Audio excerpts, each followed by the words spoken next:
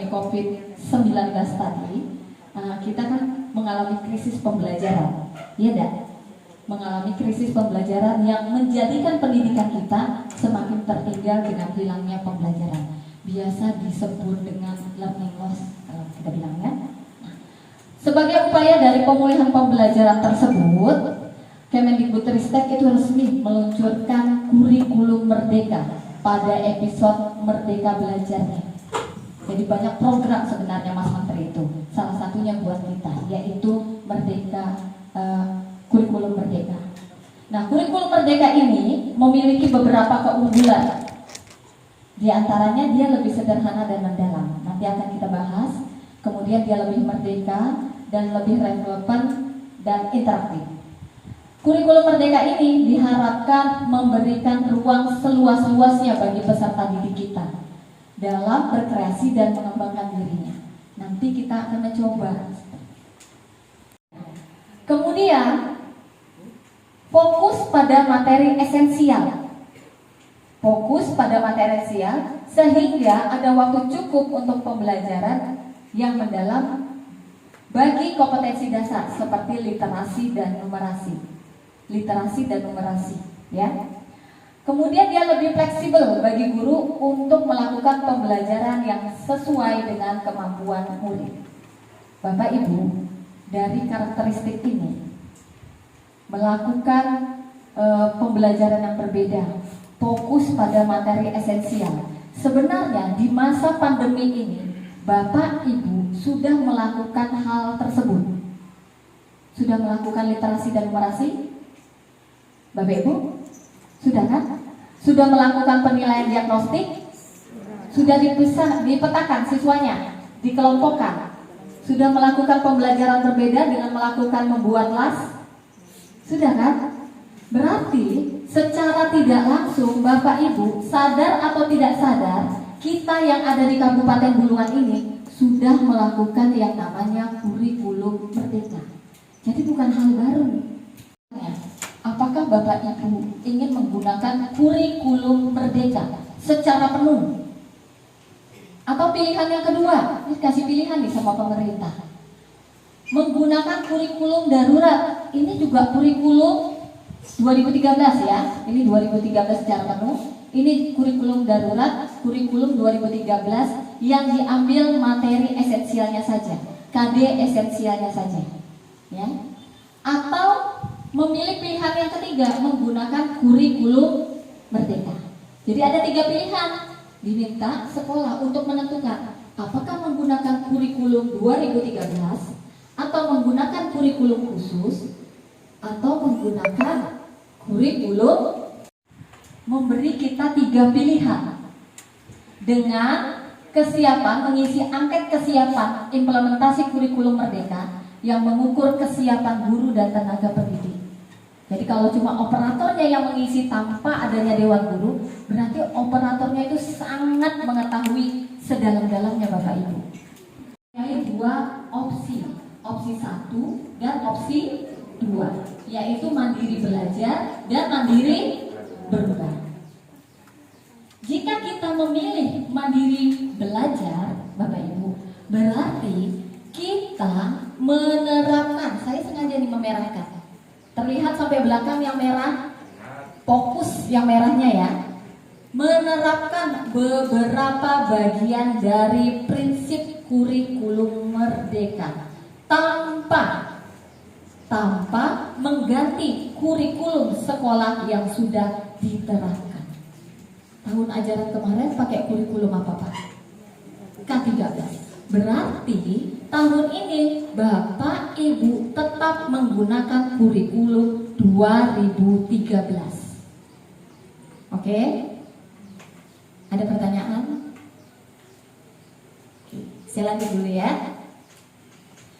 Begitu Bapak Ibu sekolahnya memilih opsi 2, mandiri berubah, berarti Bapak Ibu itu menerapkan kurikulum merdeka menggunakan perangkat yang sudah disediakan di PMM. Itu berlaku hanya untuk kelas 1 dan kelas 4 saja. Berarti yang lainnya kemana? Masih tetap K13. Itu dia. Itu opsi 2. Pandemi 2021-2022 sudah masih menggunakan kurikulum 2013, menggunakan kurikulum khusus, dan sudah muncul kurikulum merdeka hanya untuk sekolah penggerak.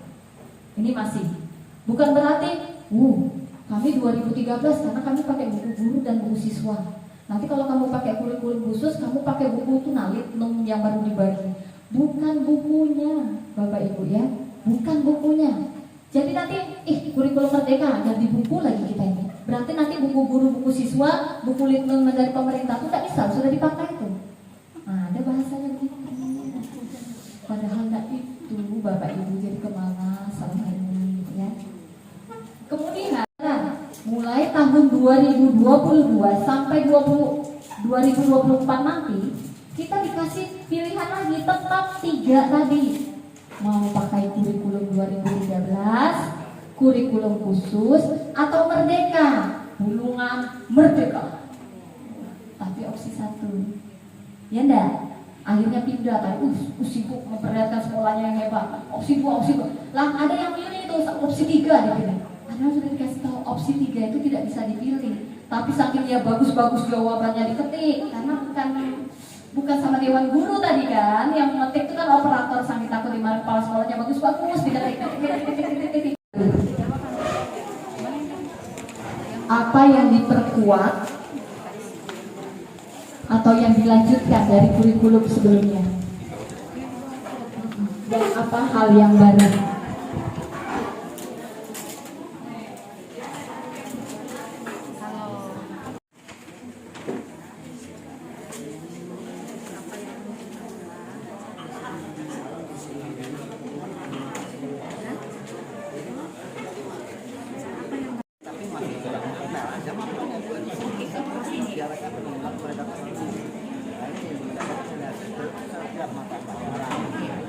Ini hasilnya, hasil daripada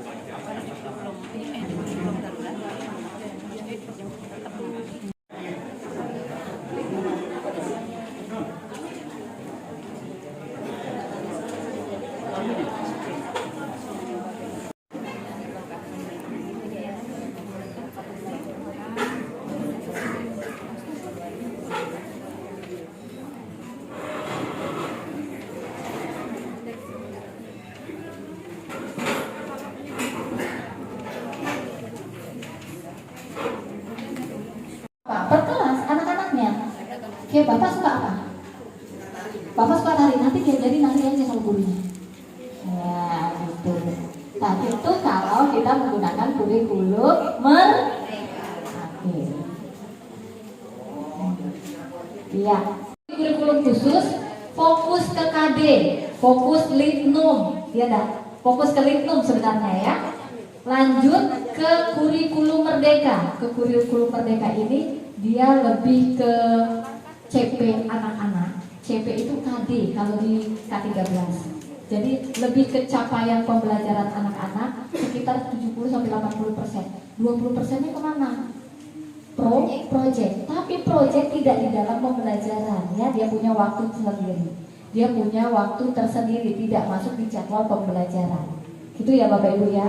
Pasti bingung nih, project taruh di mana ini? Kalau K13 habis melaksanakan pengetahuan, ada kegiatan proyeknya. Ya dah, langsung tampil, langsung maju anak-anak. Penanaman karakter di situ kan.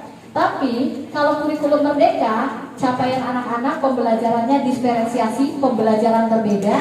Nanti proyeknya dia punya waktu tersendiri. Contoh, 1 tahun itu ada 2 proyek. 1 semester 1 proyek Ibu. 1 proyek. Kita punya waktu 6 bulan, 4 bulannya kita buat mengajar capaian pembelajaran, 2 bulannya nanti proyek. Itu kalau kurikulum merdeka. Tapi kita kan opsi 1.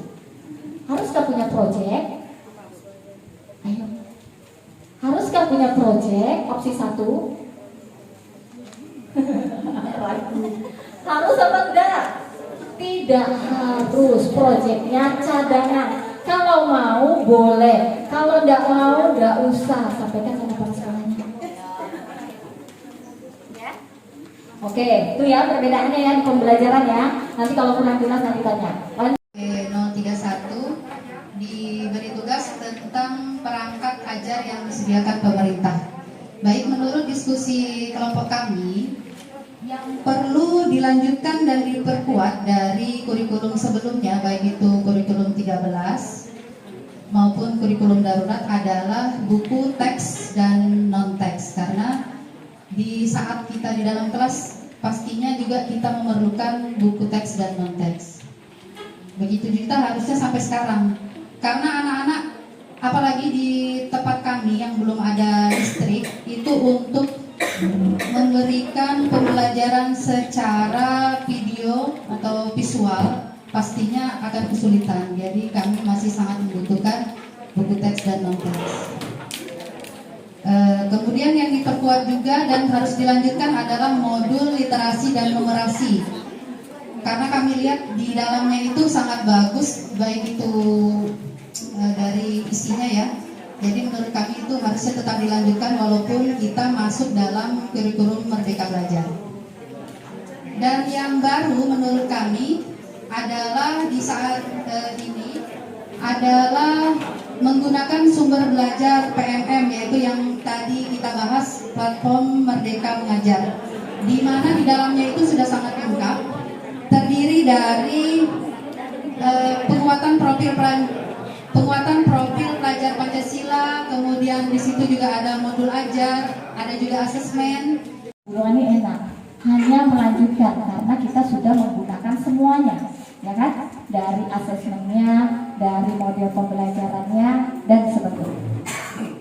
Jadi kurikulum Merdeka itu melanjutkan, dia orientasinya holistik, kurikulumnya dirancang untuk mengembangkan murid secara holistik, berbasis kompetensi, bukan konten, kompetensi, bukan konten.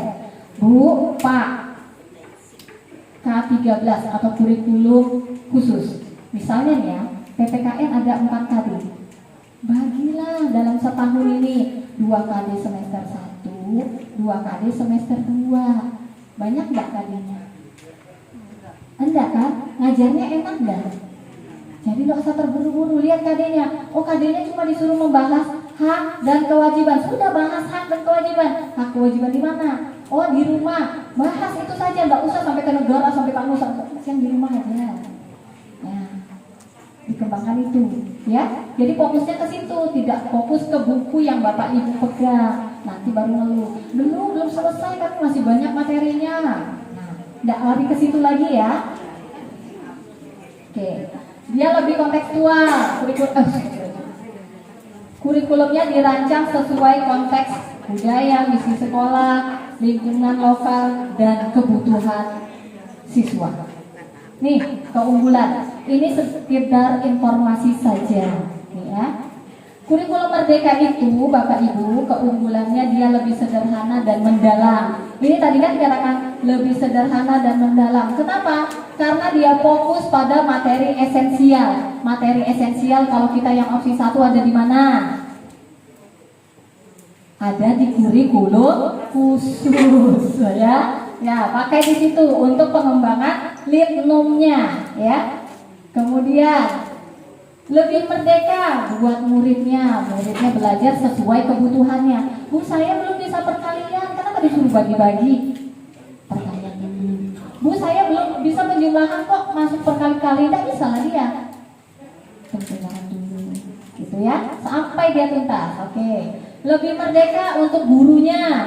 Guru mengajar sesuai tahapan capaian. Guru mengajar sesuai KD. Kalau kita yang opsi 1 KD bukan CP, ya. Oke. Kemudian lebih unggul, lebih merdeka sekolahnya. Kenapa? Sekolah memiliki wewenang untuk mengembangkan dan mengelola kurikulum pembelajaran sesuai karakteristik pendidik dan peserta didiknya. Relevan dan interaktif pembelajarannya melalui kegiatan project. Itu kalau kurikulum Merdeka. Sebenarnya K13 atau kurikulum khusus bisa tidak kita bikin project? Bisa, banyak malah. KI 4-nya itu kan? Iya enggak? Keterampilannya itu kan? Bukannya itu project dari dulu, bukannya itu proyek dari dulu. Iya enggak? Kenapa bingung dengan ada proyek-proyeknya lagi, padahal bertahun-tahun aja pakai proyek. Iya enggak? Tidak memahami, baik. Nah ini dia. Saya ke opsi nih ya. Ini Bapak Ibu mau pulang ini. Adopsi kurikulum merdeka secara bertahap. Kalau kita opsi 1, saya lebih nyaring ini biar nyampe belakang. Kalau kita opsi 1, kan kita mengadopsi nih, kita pakai kurikulum merdeka kan? Opsi 1 berarti kita tidak mengubah struktur kurikulum. Berarti kita masih menggunakan KD-KD-an, KI kita menggunakan kurikulum 2013 atau kurikulum khusus.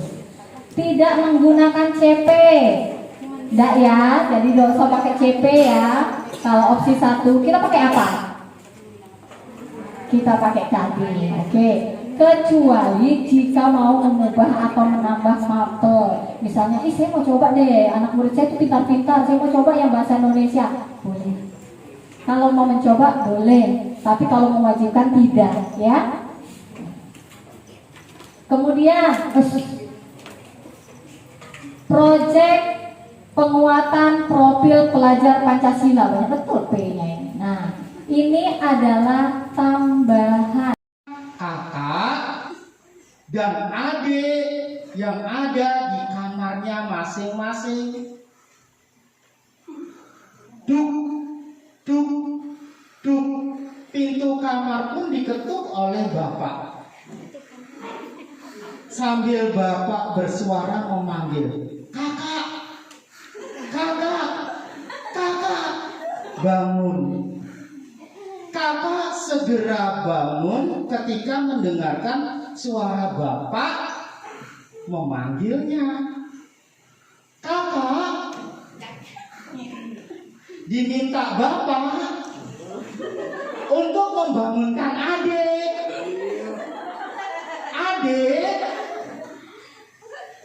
Adik apa yuk? Seperti biasa sangat sulit untuk dibangunkan. Kakak kali ini punya cara ampuh dalam membangunkan adik. Kakak bergegas ke dapur membantu ibu memasak. Kali ini ibu